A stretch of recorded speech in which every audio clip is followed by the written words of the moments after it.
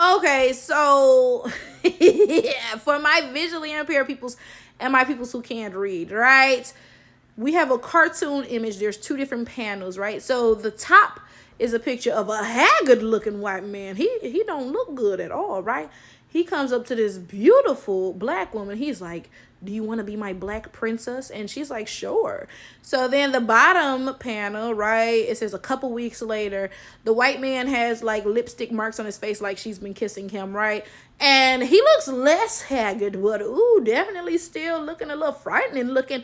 Look, first of all, if a man came up to me looking this rough and tough, I'll be like, sorry, I don't have any spare change. Cause like, what you coming up to me for? There's no way you is looking that busted and you coming up to me trying to talk to me like, oh no, you look like a pauper. Like, oh goodness gracious, that was not my assumption when you walked up to me. Like, I was thinking you was about to ask me for some bus fare or something. Like, ooh, that's the first thing. Second thing is, you walking up to me talking about want to be my black princess. I be like, get your jungle fever having ass away from me. Peace be still. Like, what? Then third thing, like, who is making these pictures and why?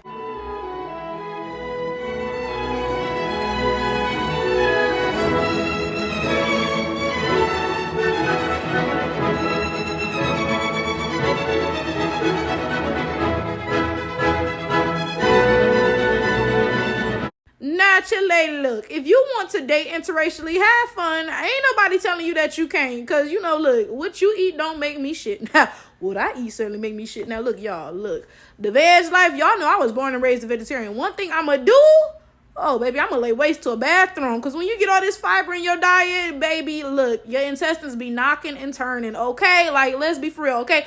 So what I eat make me shit, absolutely. What you eat don't make me shit, though. So if you want to date interracially, cool, have a ball, right?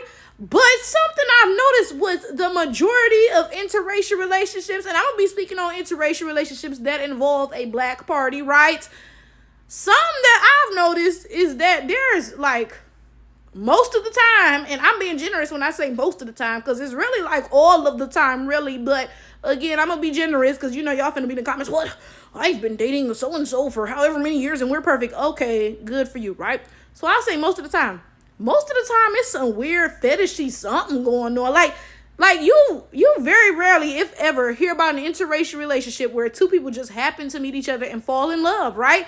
No, it always be some weird, like, something happening. Like, I don't know, y'all. Is it just me? Or it's like, I don't know, like a non-black man calling me his black princess. I'd be like, that seems a little motivated. You know what I'm saying? Like that, like, why I can't just be your princess? Like, why you gotta point out that I'm black? Like, I don't know. Again, it's giving jungle fever. It's not sitting with my spirit well. And now, to be fair, I don't date interracially, but I do date interethnically, right? So I'm black American, but I'll date men who are not just black American, right? I'll date men who are Caribbean. I'll date men who are African, whatever, right?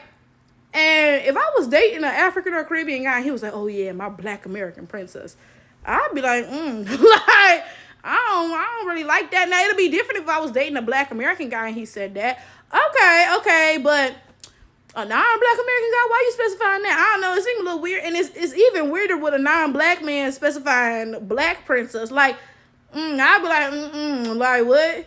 Why you can't just be normal? Like, why you can't just walk up to me and be like, hey, like, can I get your phone number? Like, hey, you look nice. Like, you want to go on a date? Why is you talking about black princess? Like, I don't know. Again, that's not giving me good vibes. Because why that's the first thing you say to me? Now, granted, of course, this is just a cartoon, right? Like, of course, you know, I'm sure, I hope there is some exaggeration here.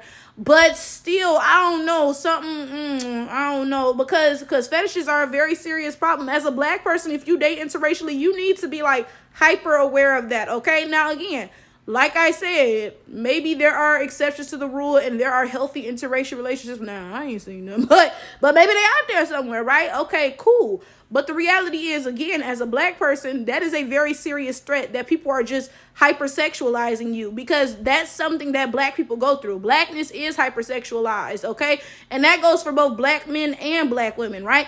For black women, we get the Jezebel stereotype. For black men, they get the BBC whatever stereotypes, right? All of this is hypersexualization, And that is something that you do need to be aware of when you are dating interracially, because that could be why a non-black person is seeking you out, right? Like, come on, we just got to be honest about what's going on here.